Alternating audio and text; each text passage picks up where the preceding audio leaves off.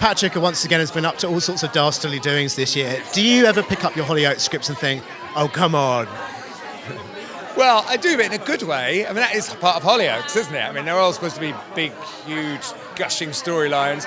I do, but I think that's part of what we've done, keeping Patrick, having a baddie, somebody who's so vile, for so long on a show, has meant that it's like peeling an onion where you're seeing more and more layers of the psychology of this very twisted man and dysfunctional man. And for an actor, that's a very intriguing thing to do. So for me, the more they give me, the more I get to know who this man is, and the bigger a challenge it is. And it is a very challenging part, I have to say. It's kind of exhausting, but sort of, it's a gift of a part and rewarding. I am exhausted. It is exhausting. It's a lot of work. And hopefully I'm cast very much against type, I think. So it does take a lot of work, but that work is so rewarding. It's really why we do what we do as an actor. Well, I was going to say to you, because obviously you've had the ongoing domestic abuse storyline with Maxine. Now, Nikki Sanderson has obviously spoken about some of the feedback she's got. What's it like for you as the kind of aggressor?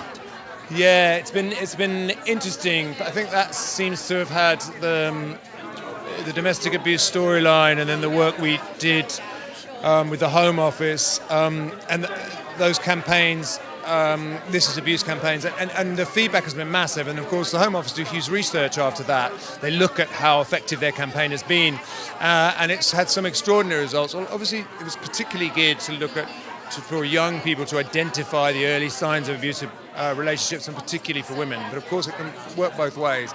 But I think some of the amazing facts for me is that there have been a lot of abusers who have had some sense of maybe where their issues or their problems are, and they've gone to seek help. That's one aspect of it. The other side of it, I get in the street, I get quite a lot of abuse. But, people are well aware it's a show, and they know, it's a story and nothing real.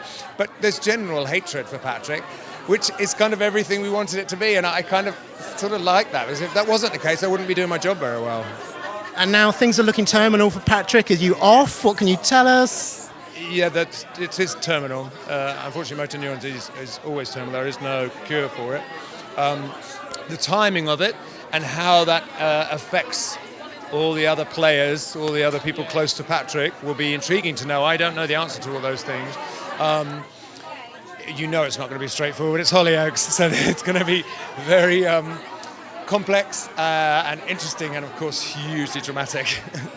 Now let's talk about some of your Hollyoaks co-stars. Who else do you think has kind of gone the distance this year in terms of their performances? Well, Nikki Sanderson is up for Best Actress, without a doubt. That speaks for itself. I